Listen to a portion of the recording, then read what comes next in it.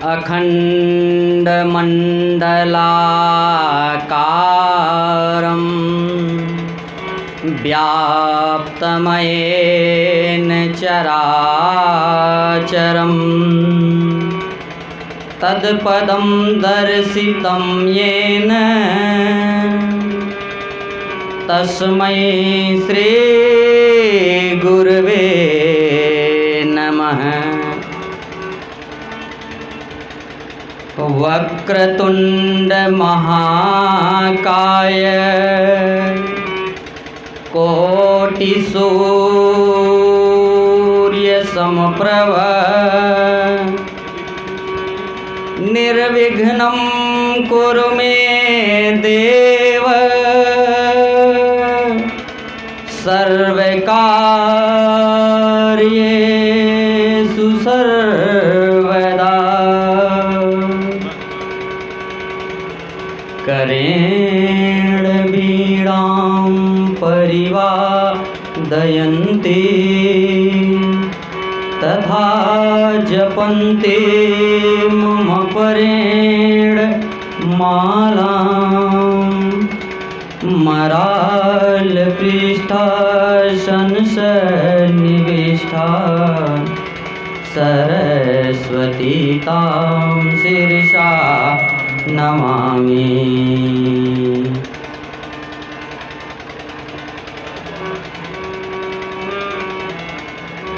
सबके जो उर्वासी हैं ऐसे बंशीधर भगवान के चरणों में प्रणाम। राम कथा के रसिक अनंत बलवंत संत श्री हनुमंत लाल जी महाराज, शशांक शेखर, भूत भावन महादेव, काली कमरी वाले अनाथों के नाथ बाबा विश्वनाथ के चरणों में इस दास का कोटिशः नमन बंदन स्वीकार हो।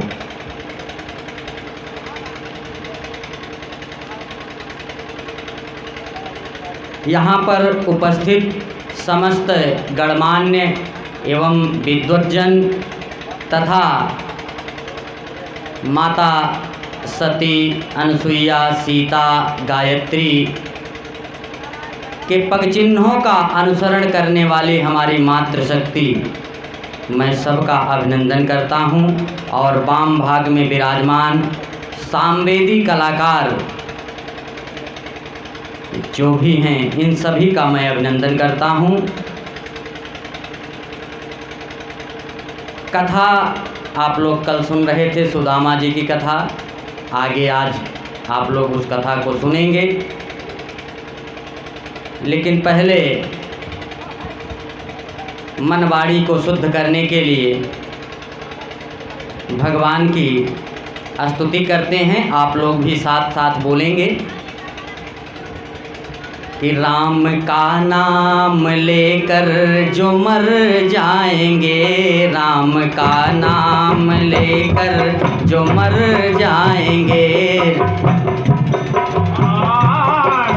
का नाम लेकर जो मर जाएंगे, राम का नाम लेकर जो मर जाएंगे, राम का नाम लेकर जो मर जाएंगे, वो अमर नाम दुनिया में कर जाएंगे। राम का नाम लेकर जो मर जाएंगे, वो अमर नाम दुनिया में कर जाएंगे। राम का नाम लेकर जो मर जाएंगे, राम का नाम लेकर जो मर जाएंगे, राम का नाम लेकर जो मर जाएंगे, ओ अमर नाम दुनिया में कर जाएंगे, ओ अमर नाम दुनिया में कर जाएंगे। ये न पूछो कि मर कर किधर जाएंगे,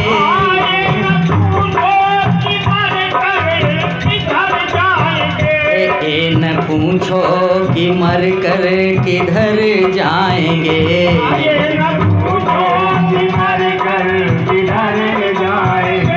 ओ जिधर भेज देंगे उधर जाएंगे,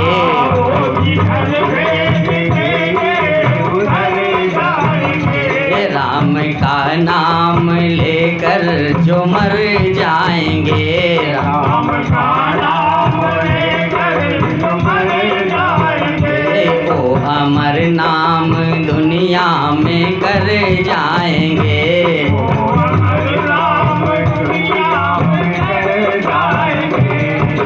आप मानो न मानो खुशी आपकी, आप मानो न मानो खुशी आपकी, आप मानो न मानो खुशी आपकी, आप मानो न मानो खुशी आपकी, हम मुसाफिर हैं कल अपने घर जाएंगे, हम मुसाफिर हैं कल अपने घर जाएंगे, हम मुसाफिर हैं कल अपने घर जाएंगे। हम मुसाफिर हैं कल अपने घर जाएंगे, राम का नाम लेकर जो मर जाएंगे, राम का नाम लेकर जो मर जाएंगे, वो अमर नाम दुनिया में कर जाएंगे। वो अमर नाम दुनिया में कर जाएंगे।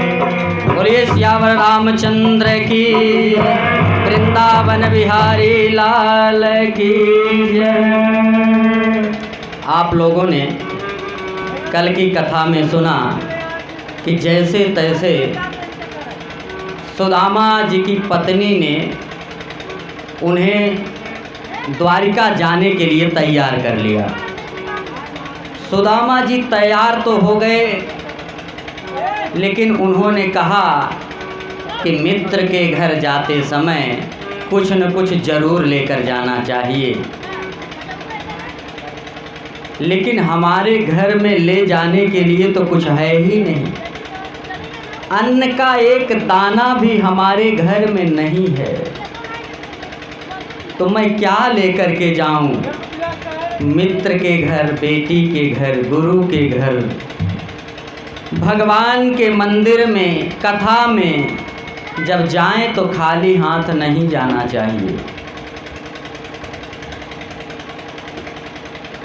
लेकिन सुदामा जी कह रहे हैं कि मित्र के घर जाऊं तो क्या लेकर के जाऊं? तो उनकी पत्नी ने कहा कि मैं कुछ व्यवस्था करती हूँ। तो सुदामा जी की पत्नी गई, कई घरों से चावल मांगा, कई घरों से। तो कहीं से टूटे हुए चावल मिले, कहीं से भूसी युक्त चावल मिल गए, कहीं चावल में घुन पड़ा था। चाहती तो सही करके देती, उसको साफ करके देती, लेकिन जैसे मिला था वैसे ही दे दी। जैसे मिला था वैसे ही दिया और कहा स्वामी इसी को लेकर के चले जाओ। और सुदामा जी लगे उसे अपने उसी पल्लू में बांधने, पल्लू में बांधने का प्रयास करने लगे, लेकिन वो बंध नहीं रहा था। बहुत प्रयास किए बांधने के लिए, क्यों नहीं बंध रहा था? कि उनका पल्लू गंदा सा था, एकदम मटमैला हो चुका था। और गंदा इसलिए था कि वो इतना पुराना, इतना जर्जर हो गया था कि अगर उसको साफ किया जाता तो वो पल्लू फट जाता। तो फटे न, इसलिए सुदामा जी उसको साफ नहीं करते थे, वो गंदा हो चुका था। अब उसी पल्लू में उस चावल को बांधने का प्रयास किया जा रहा है कि जीर्ण वस्त्र बांधने नाही, जीर्ण वस्त्र बांधने नाही, अज्यों त्यों कर बांध्यो दिन माही, क्यों कर बांध्यो दिन माही, क्यों कर बांध्यो दिन माही। वो वस्त्र इतना जीर्ण हो चुका था कि उसमें बंध ही नहीं रहा। जहाँ भी बांधने का प्रयास करें वहीं से वो वस्त्र फट जाता था। बहुत परेशान हुए, एक कोने में बांधने का प्रयास किया, फट गया। और एक बात है, जब कपड़ा फटता है तो आवाज़ होती है। आवाज़ होती है कि नहीं होती? चर्र की आवाज़ आती है। लेकिन सुदामा जी का वस्त्र इतना जर्जर है कि वो आवाज़ भी नहीं करता। जहाँ बांधने का प्रयास करते हैं, ये कहें कि भसक जाता है, भसक जाता है, बंध नहीं पा रहा है। एक कोने में बांधने का प्रयास किया, नहीं बंधा। दूसरे कोने में बांधने का प्रयास किया, वहाँ भी नहीं बांध पाए, कपड़ा फट गया। तीसरे में प्रयास किया, वहाँ भी कपड़ा इतना जर्जर था कि फट गया। अंत में निराश होकर के सुदामा जी ने उसी अपने पल्लू को कई बार लपेटा और कहा कि इसी में चावल को रख दो। उनकी पत्नी ने उस चावल को उसी में रखा और किसी तरह से उसको लपेट लिए, गांठ नहीं मारे, उसी में लपेट करके अपनी काख के नीचे दबा लिया सुदामा जी ने। अगर गांठ बंध भी जाती तो लटकाने भर का सामर्थ्य उस वस्त्र में नहीं था कि उस पोटरी को लटका करके लेकर के चले जाते। इसलिए अपनी काख के नीचे सुदामा जी ने उस पोटरी को दबा लिया और वह अपने घर से भगवान का स्मरण करते हुए निकल पड़ते हैं। किसका स्मरण किए? कि चले गणेश मनाए सुदामा, चले गणेश मनाए सुदामा, चले गणेश मनाए सुदामा।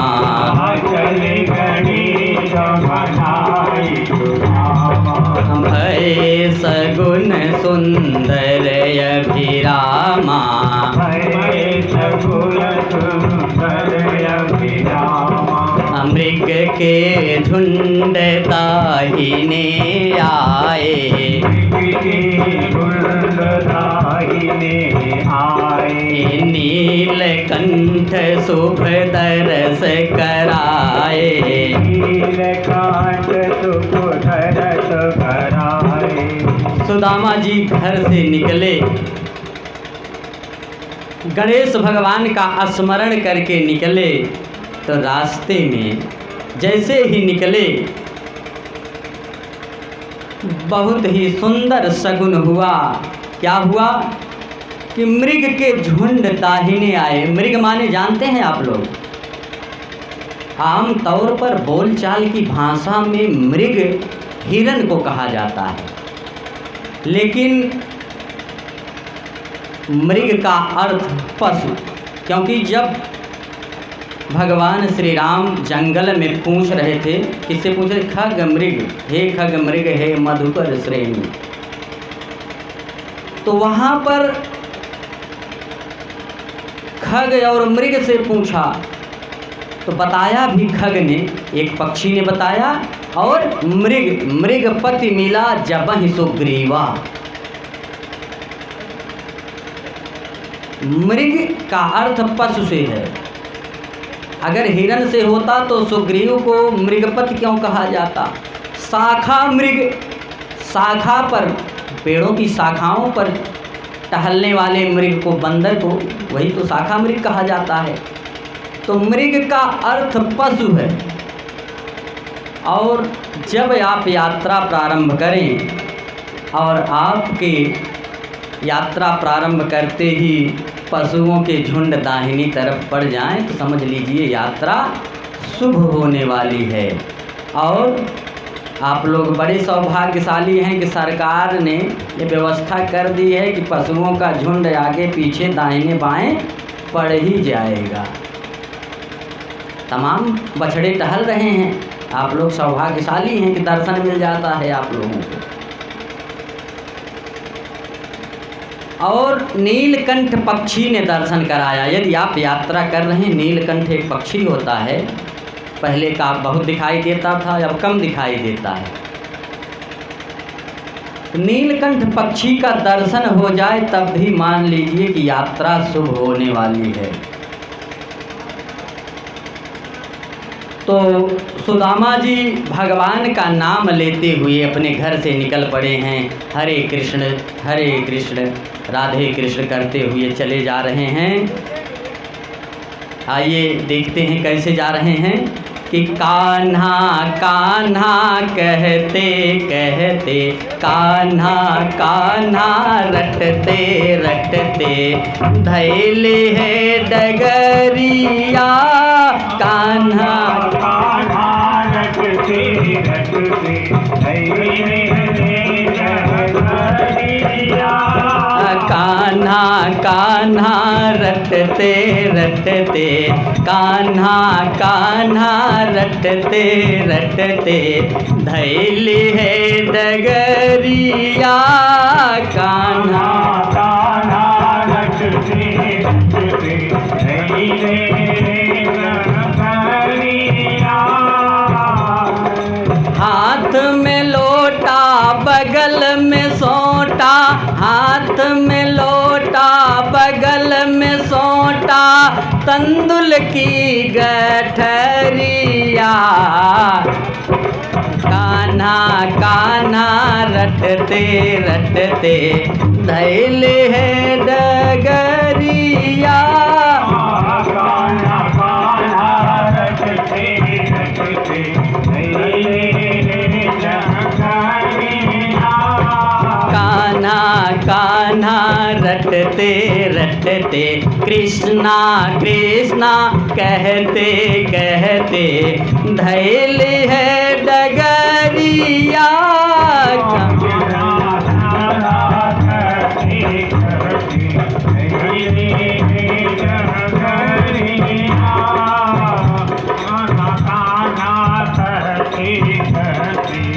सुदामा जी जा रहे हैं रास्ते में। कैसे जा रहे हैं? न पैर में पनही है न वस्त्र है, कि राह चलेला बिना पनहिया, राह चलेला बिना पनहिया, पाँव बेवैया फाटल बा, राह चलेला बिना पनहिया, पाँव बेवैया फाटल बा, राह चलेला बिना पनहिया, पाँव बेवैया फाटल बा।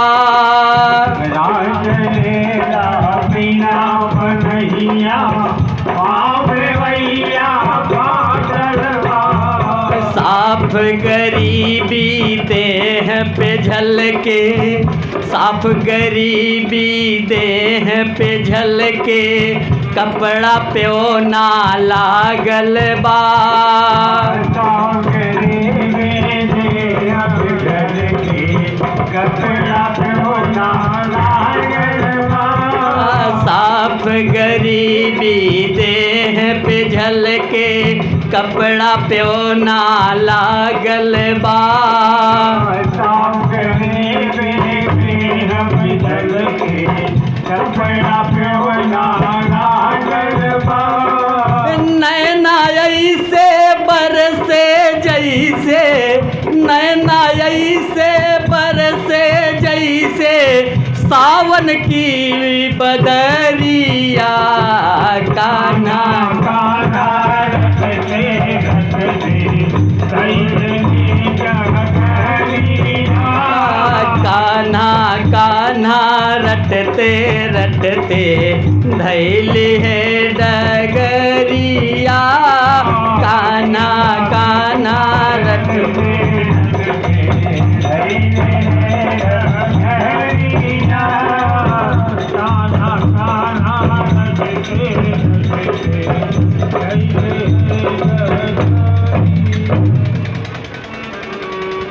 सुदामा जी चले जा रहे हैं और रास्ते में जाते हुए क्या सोच रहे हैं? सोच रहे हैं कि मैं तो बड़ा निर्धन हूँ, गरीब हूँ, और भगवान द्वारिकाधीश तो तीनों लोकों के मालिक हैं। तो मन में सोचत जात द्विज हम तो दीन अनाथ, कैसे करी पहचानी है मोहि द्वारिका नाथ। मैं तो निर्धन हूँ, असहाय हूँ, मेरे पास वस्त्र नहीं है, और इस अवस्था में भगवान श्री कृष्ण मुझे कैसे पहचानेंगे। यही सब सोच रहे हैं।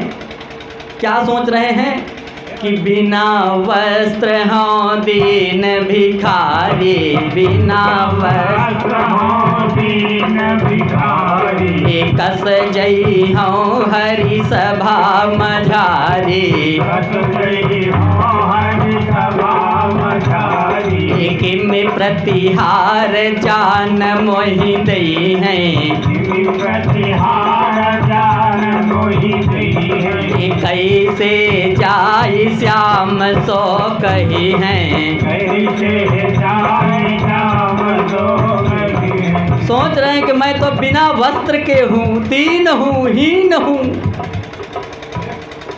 भगवान के दरबार में मैं कैसे जाऊंगा और उनके पास जा कर के मैं अपनी व्यथा, अपनी पीड़ा कैसे सुनाऊंगा।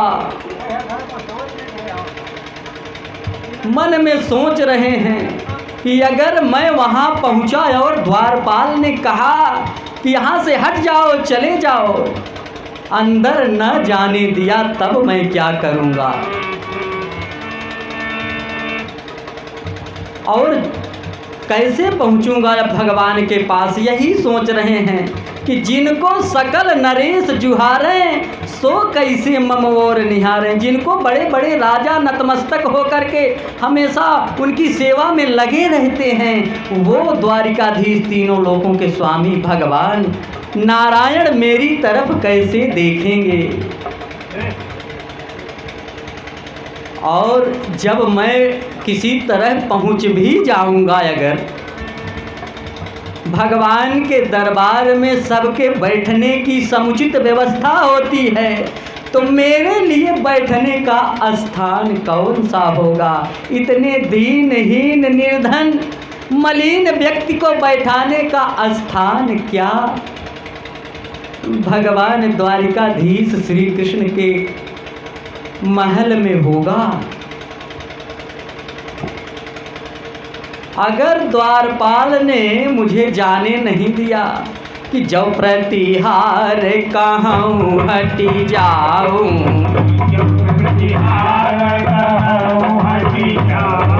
जो प्रतिहार कहे हटी जाऊँ,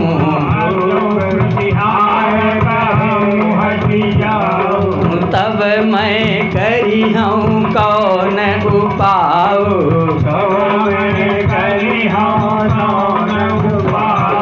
तब तो हंसी हो अति भारी,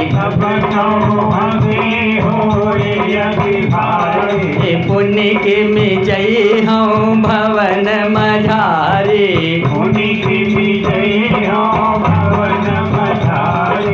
सोच रहे हैं कि अगर द्वारपाल ने कहा कि हट जाओ, यहाँ से चले जाओ, तो मैं कैसे लौट करके अपने घर जाऊंगा, कैसे लौट कर जाऊंगा। और वहाँ से अपमानित होकर वापस आऊंगा तो लोग मेरी हंसी उड़ाएंगे कि भगवान द्वारिकाधीश के पास गए थे मित्र बनने, बड़का मित्र बना रहे, भगवान इनकर सुनबई नहीं कहें, भगवान के पास जाने ही नहीं पाए। मैं कौन सा मुंह लेकर घर जाऊंगा, लोग मेरा मजाक उड़ाएंगे, मेरी हंसी उड़ाएंगे। और सोच रहे हैं कि जो कदापि मैं घर फिर जाऊं,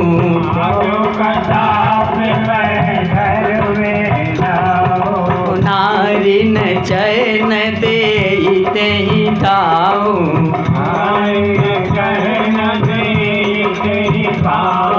सोच रहे हैं कि अगर मैं कहीं घर लौट कर चला गया भगवान से मिले बिना ही, तो मेरी पत्नी मुझे घर पर चैन से नहीं रहने देगी,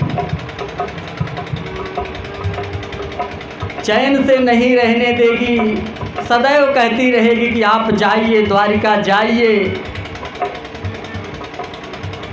यही सोच रहे हैं कि अगर घर जाता हूँ तो पत्नी चैन से नहीं रहने देगी, अगर द्वारिका जाता हूँ तो भगवान के दरबार में द्वारपाल नहीं जाने देंगे। दोनों प्रकार से मेरी मृत्यु हो रही है। दो भांति भयो मरण हमारो, विधि मोहि भले ही पाप में डारो। दोनों प्रकार से मैं फंस चुका हूँ, सांप छछुंदर की गति हो गई है। यही सोच रहे हैं सुदामा जी। और कभी कह रहे हैं कि अगर मैं अपनी पत्नी का कहना नहीं मानता, जो नहीं मानव ती कर बैना, घर में कलह रहे दिन रहना। अगर मैं अपनी पत्नी की बात नहीं मानता तो रोज मेरे घर में कलह मची रहेगी। और जो मैं जाऊं जहां बिहारी, तह न बूझ को कथा हमारी। अगर मैं भगवान द्वारिकाधीश के पास जाता हूँ तो वहाँ मेरा हाल चाल पूछने वाला कोई नहीं है। अपने मन में इसी तरह से सोच रहे हैं और इसी तरह से सोचते हुए कि कबहु विप्र यह सोच कर फिरत भवन की ओर, कबहु चलत भय नारी के जित श्री नंद किशोर। सुदामा जी जब सोचते हैं कि वहाँ कैसे जाऊंगा, पता नहीं पहचानेंगे कि नहीं पहचानेंगे, 10 कदम अपने घर की ओर चलते हैं। फिर याद आता है कि घर पर मेरी पत्नी होगी, वो मुझे फिर वापस भेज देगी। तो पत्नी के डर से फिर सुदामा जी द्वारिका की ओर चलने लगते हैं। कुछ दूर जाते हैं तो फिर जो है यही ध्यान आता है कि द्वारिकाधीश मुझे नहीं पहचानेंगे।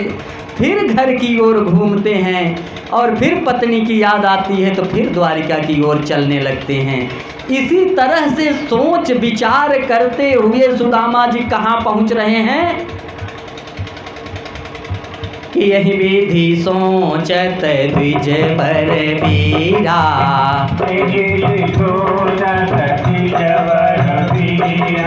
यही विधि सोचत द्विज बर बीरा।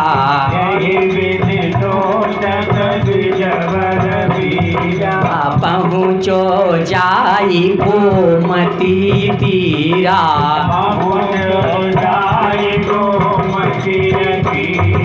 निर्मल नीर गंभीर विराजे। निर्मल नीर गंभीर विराजे। कोटि कष्ट दर्शन ते भाजे। कोटि कष्ट दर्शन ते भाजे। इसी प्रकार से सोचते विचारते सुदामा जी गोमती नदी के तट पर पहुंच गए। आप लोग सीरियल में देखे होंगे सुदामा जी ने एक नदी पार किया था ना। भागवत महापुराण में नदी का उल्लेख नहीं है।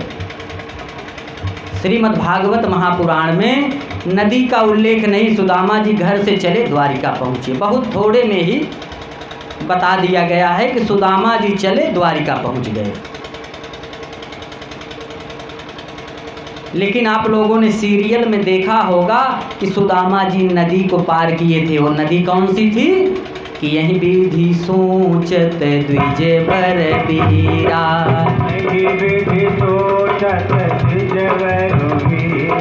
पहुँचे जाई गोमती तीरा।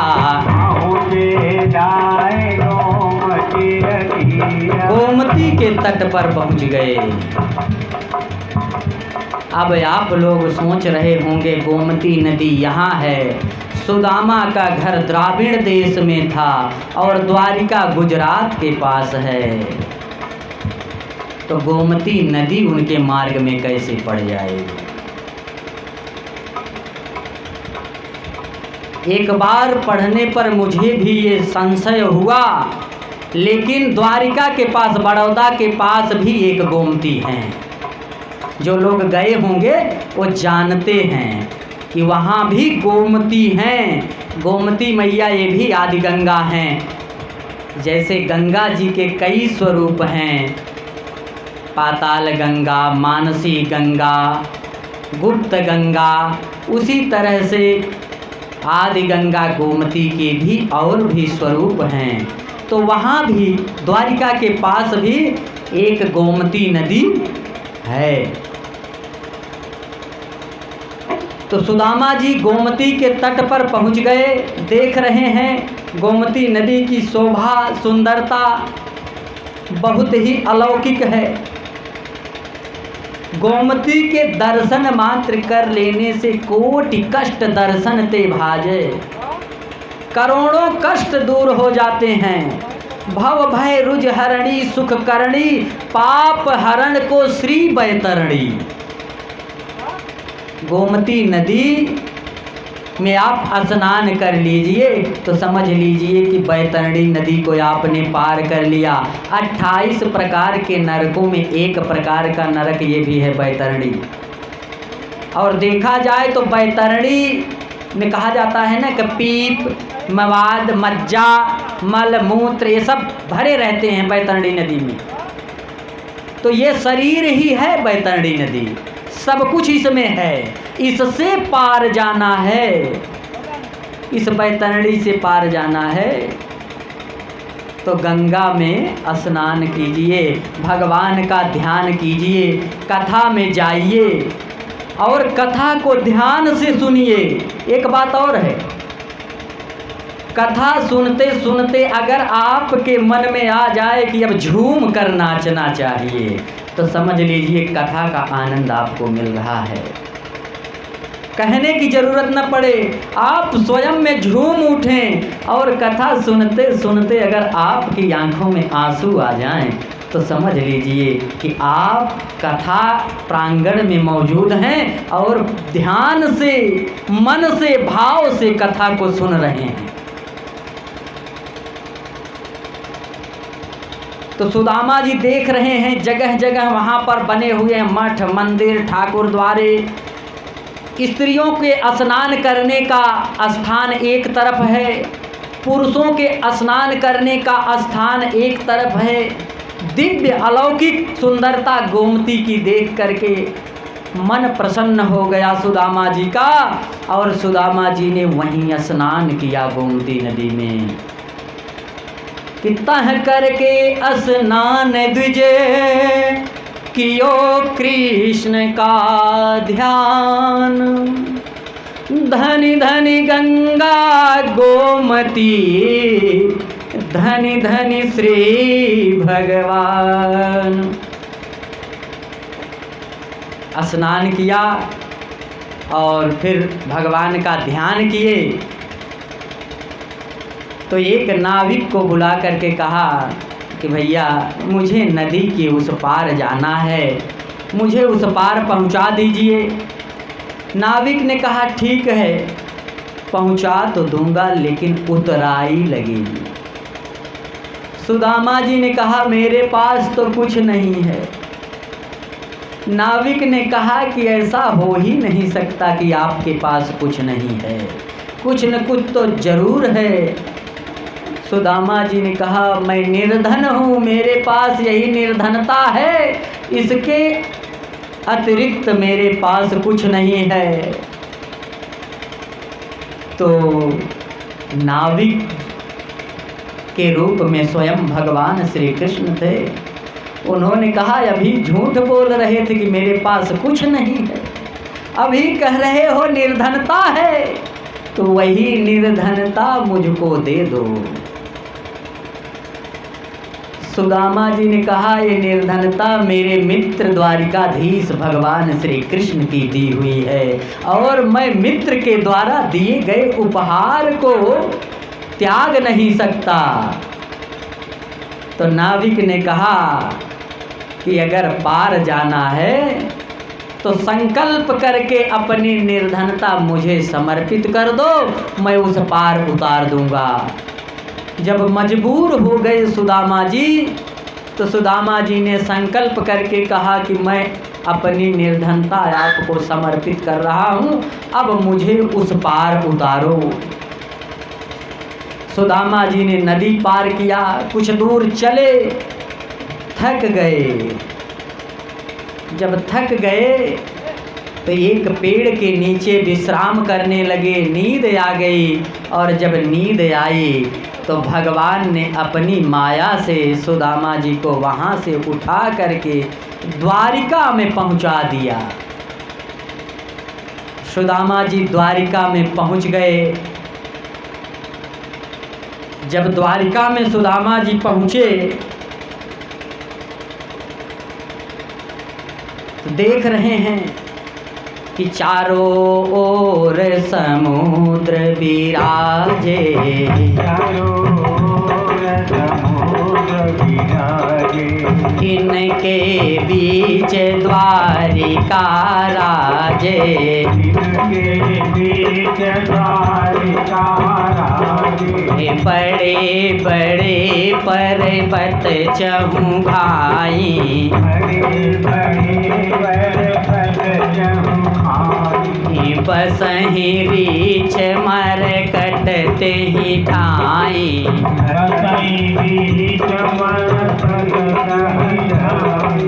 वन उपवन लखी सुंदर बागा,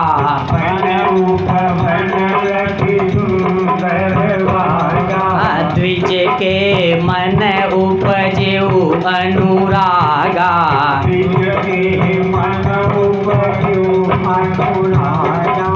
सुदामा जी देख रहे हैं कि चारों तरफ समुद्र ही समुद्र है और बीच में द्वारिका है।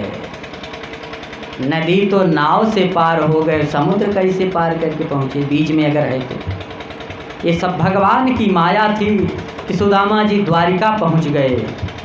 और जब द्वारिका पहुँचे तो देख रहे हैं कि चारों तरफ से समुद्र है और बड़े बड़े पर्वत चारों तरफ दिखाई दे रहे हैं। रीछ मरकट भालू बंदर तमाम प्रकार के पशु पक्षी वहाँ पर कलरव कर रहे हैं। और भगवान की माया से शेर गाय हर प्रकार के जीव एक साथ विचरण कर रहे हैं। गाय शेर से नहीं डर रही है, गाय के बछड़े नहीं डर रहे हैं। ये भगवान की महिमा है। और तरह तरह के पुष्प वहाँ पुष्पवाटिका में खिले हुए हैं। सुंदर सुंदर पक्षी वहाँ पर अपना कलरव कर रहे हैं। कौन कौन से पक्षी हैं?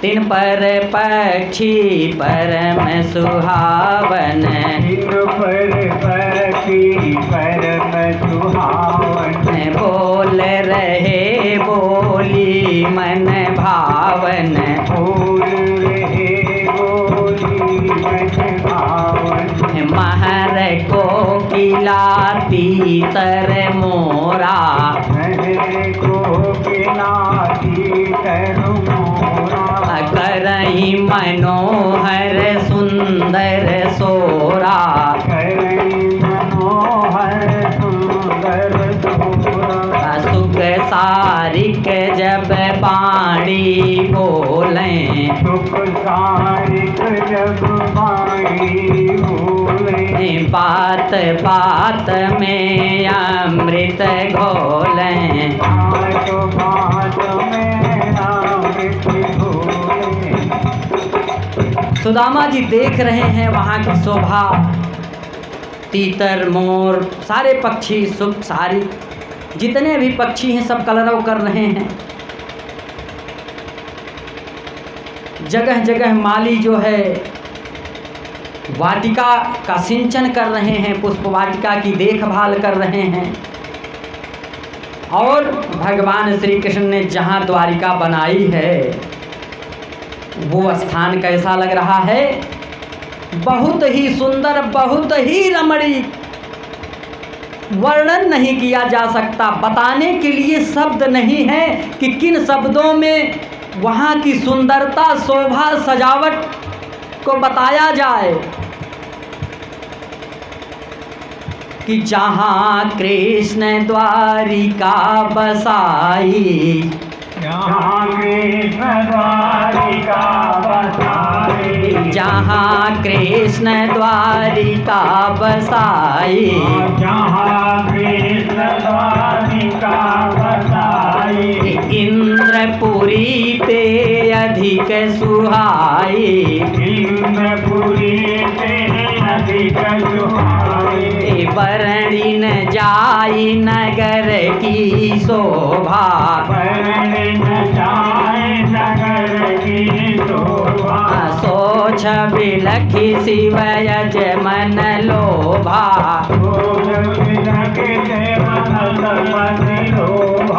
स्वर्ण कलश बिजली से चमकें, स्वर्ण कलश बिजली से चमके, रवि प्रकाश ते तूने दमकें, रवि प्रकाश पे तूने दमके।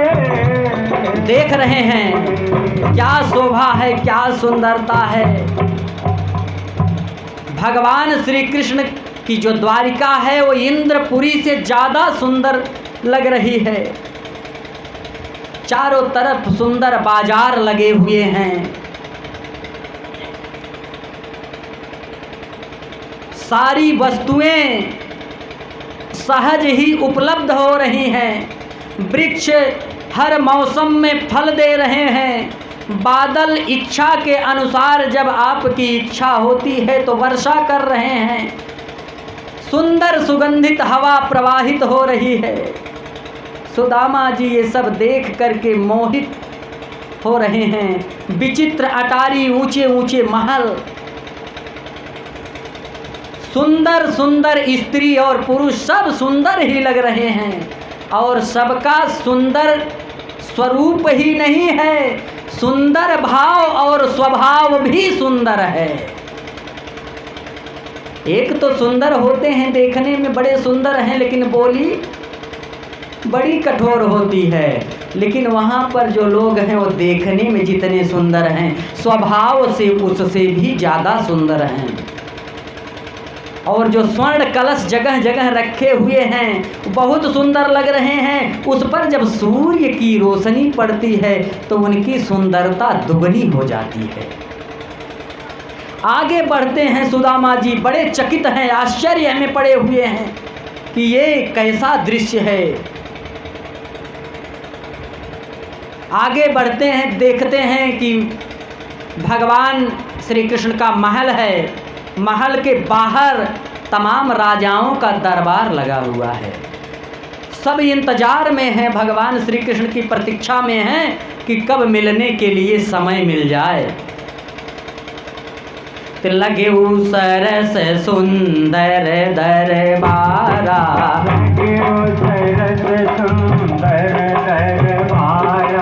खड़े चकवई भूप अपारा,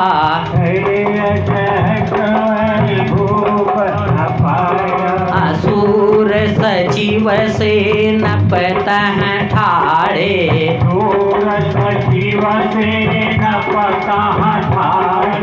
जे रण में उदार अति गाढ़े,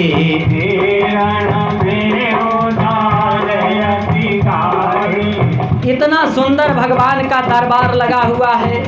बड़े बड़े राजा महाराजा देश विदेश से आकर के उनसे मिलने की प्रतीक्षा में बाहर खड़े हुए हैं। उनके योद्धा, सचिव, मंत्री सब उनके साथ खड़े हैं। और जो भगवान श्री कृष्ण के सैनिक हैं वह भी बड़ी सरलता के साथ, सहजता के साथ वहाँ पर टहल रहे हैं, जो कि युद्ध में बहुत ही कठोर हैं, लेकिन यहाँ पर बहुत ही कोमल हैं। यहाँ पर बहुत ही कोमल अर्थात उदार हैं। जी रण में उदार यति गाढ़े, दिखने में बहुत उदार हैं, लेकिन युद्ध के समय वे बहुत ही कठोर हैं। और क्या कह रहे हैं, जगह जगह यदुवंशी भगवान श्री कृष्ण की जय, राधा की जय जयकार कर रहे हैं कि लिए शस्त्र यदुवंशी डोलें,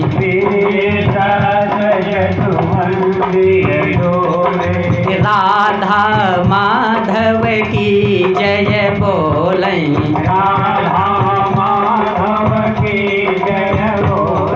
चारों तरफ भगवान श्री कृष्ण की जय जयकार हो रही है।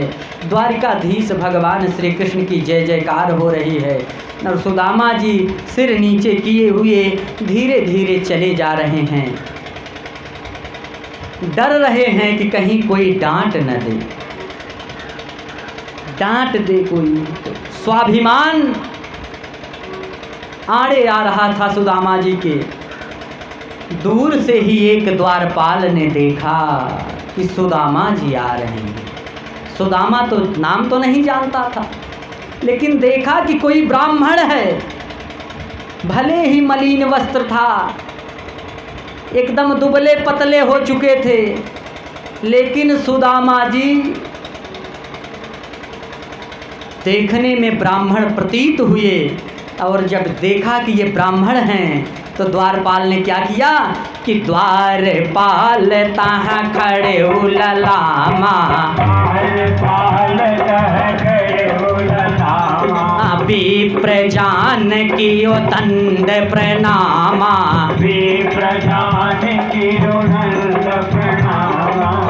द्वारपाल ने देखा कि कोई ब्राह्मण आ रहा है, दूर से ही देखा तो दौड़ करके आया और चरणों में गिर गया, साष्टांग प्रणाम किया और चरणों में गिरा। सुदामा जी ने उसको उठाया और जब वो खड़ा हुआ तो हाथ जोड़कर पूछने लगा कि हे ब्राह्मण देवता, आप बताइए आप कौन हैं। अब यहाँ पर विचारणीय प्रश्न है कि जगह जगह झांकी निकाली जाती है कि सुदामा जी को धक्का दिया गया। एक गाना बजता है, अरे द्वारपालों कन्हैया से कह दो दर पे सुदामा गरीब आ गया है। वहाँ पे द्वारपाल बार बार धक्का देते हैं, नहीं जाने देते सुदामा जी को। क्या आप सोचते हैं कि नारायण के दरबार में द्वारिकाधीश भगवान श्री कृष्ण के किसी अनुचर के अंदर ये साहस था कि किसी ब्राह्मण के साथ ऐसा व्यवहार कर दे? लेकिन हमारी संस्कृति, हमारी सभ्यता, हमारे धर्म पर तरह तरह के आघात इसी तरह से किए जाते हैं और हम ताली बजाते हैं, हम सुनते हैं, हम सहयोग करते हैं उसमें। सुदामा जी टेलीफोन पे बात करते हैं कि कहाँ है दाऊ भैया बताइए, कुर्सी के नीचे ढूंढते हैं और हम लोग खूब आनंद लेते हैं, ताली बजाते हैं। ये हमारी संस्कृति के साथ, हमारी सभ्यता के साथ खिलवाड़ हो रहा है और जो लोग खिलवाड़ कर रहे हैं हम उनका सहयोग कर रहे हैं। किसी अन्य धर्म में ये नहीं है। उनके धर्म पर जरा सी टिप्पणी करके देखिए, किसी ने कार्टून बना दिया था तो उसका सर कलम करने की बात हो गई। ये व्यवस्था अपने सनातन धर्म में भी है कि हरिहर निंदा सुनई जे काना। जो भगवान की निंदा अपने कान से सुन लेता है ना, वो समझ लीजिए गोहत्या के समान पाप कर रहा है। उसे चाहिए कि जो भगवान की बुराई कर रहा हो, हमारे धर्म की बुराई कर रहा हो, उसकी जीभ वहीं तुरंत काट लेनी चाहिए। और अगर ऐसा नहीं कर सकता तो कान में अंगुली डाल करके वहां से चले जाना चाहिए। तो सुदामा जी से द्वारपाल आकर के हाथ जोड़ करके पूछ रहा है कि हे ब्राह्मण देवता, आप बताइए आप कौन हैं। पूछ रहा है कि आप कौन हैं, यहाँ कैसे आए हैं, आपका क्या काम है, आपको किससे मिलना है। तो सुदामा जी से जब ये कैसे पूछ रहा है कि कौन देश से कियो बयाना,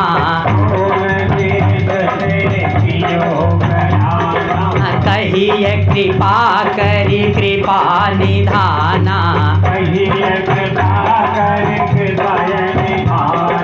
कौन काज यहीं को पगधारो,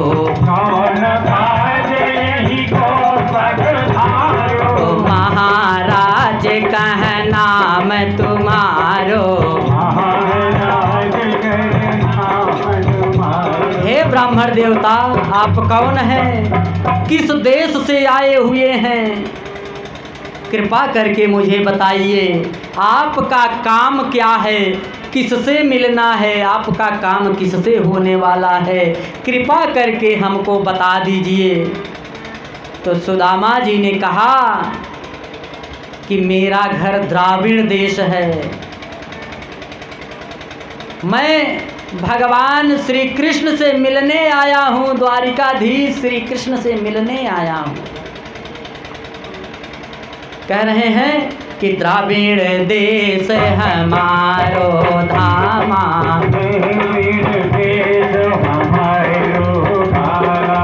कृष्ण मित्र मम नाम सुदामा,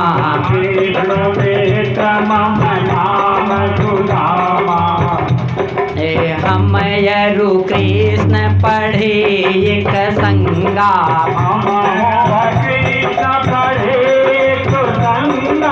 हरि सो कहे उसु सकल प्रसंगा,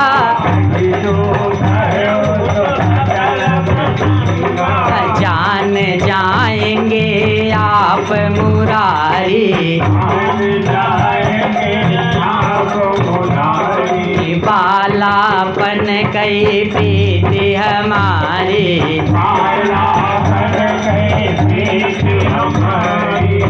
कह रहे हैं कि आप जा करके बता दीजिए द्वारिकाधीश भगवान श्री कृष्ण के कि द्राविड़ देश से एक ब्राह्मण आए हुए हैं जो आपके मित्र हैं और उनका नाम सुदामा है। सुदामा जी पाड़े थे, कहीं जाके बता दो सुदामा पाड़े आए हुए हैं, और जब बताओगे ना तो अपने आप ही जान जाएंगे कि मैं तो उनके साथ पढ़ा हूँ, बालपने से ही हमारी उनकी मित्रता है, वो हमारी मित्रता को तुरंत उन्हें याद आ जाएगा और ज़्यादा कुछ बताने की ज़रूरत नहीं पड़ेगी। यही जा कर के भगवान से बता दीजिए। तो द्वारपाल वहाँ से जाता है, भगवान द्वारिकाधीश श्री कृष्ण के पास जाता है। कैसे जा रहा है कि द्वारपाल हरि के ढिंग आयो,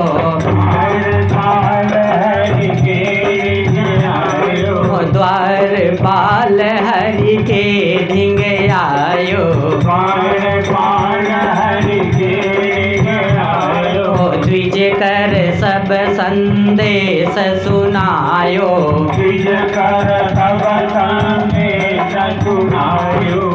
द्वारपाल आया और द्वारिकाधीश भगवान श्री कृष्ण के समक्ष हाथ जोड़ करके खड़ा हो गया कि प्रभु, एक दीनहीन ब्राह्मण आए हुए हैं, देखने में उनके वस्त्र एकदम मलिन हैं, केस बिखरे हुए हैं, बाल बिखरे हुए हैं, किसी तरह चल पा रहे हैं, दुबले पतले इतने हैं कि जैसे उन्होंने कभी भोजन किया ही नहीं है, पेट कहाँ है पीठ कहाँ है ये भी नहीं पता है। कैसे बता रहा है, छंद के माध्यम से आप लोग जाने कि सिर पर पगा नहीं तन झगा, सिर पर पगा नहीं तन झगा, अतिनाथ दुर्बल अंग है, अतिनाथ दुर्बल अंग है, धोती फटी दुपटी लटी, लकुटी न करयति संग है, धोती फटी कुटीन कर यति तंग है, नहीं पगन पनहि मगन मनहि, रूप मनहु अनंग है, मगन मनहि रूप मनहु अनंग है। कहे बार बार पुकार कान्हा, पढ़ो हमारे संग है, बार बार पुकार कान्हा, पढ़ो हमारे संग है। कि भगवान से बता रहा है कि हे प्रभु, एक इतना दीनहीन ब्राह्मण द्वार पर खड़ा है, जिसके सर पे न तो पगड़ी है,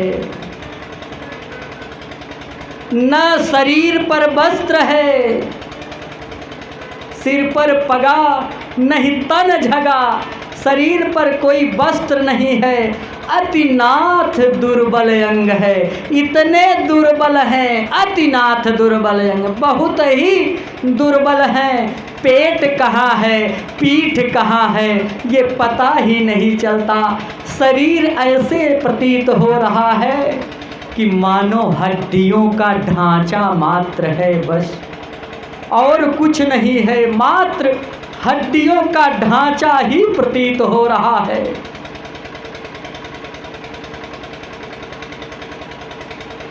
उनकी धोती फटी हुई है, बार बार सिला गया है, जिससे तमाम सीलटें पड़ गई हैं।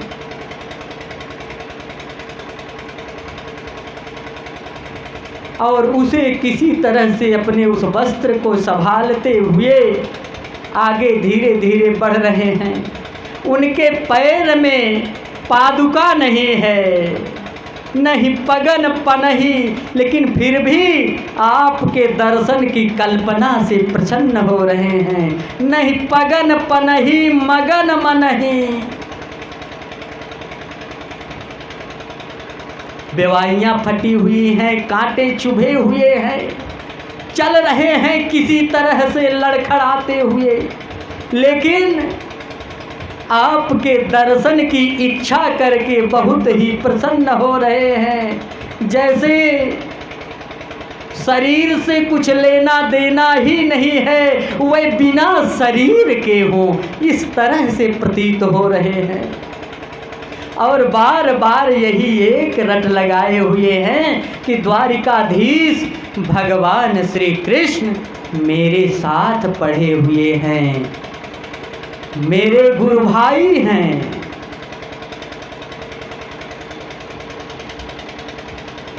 तो ये बताया, तो जब बताया तो मैंने कल ही बताया था ना कि आज पहुंचा देंगे, कल बातचीत होगी, परसों वापस आ जाएंगे। तो आज कल परसों की कथा है, तो इसमें मिल जाएंगे सुदामा जी से। द्वार पर खड़े रहने दीजिए और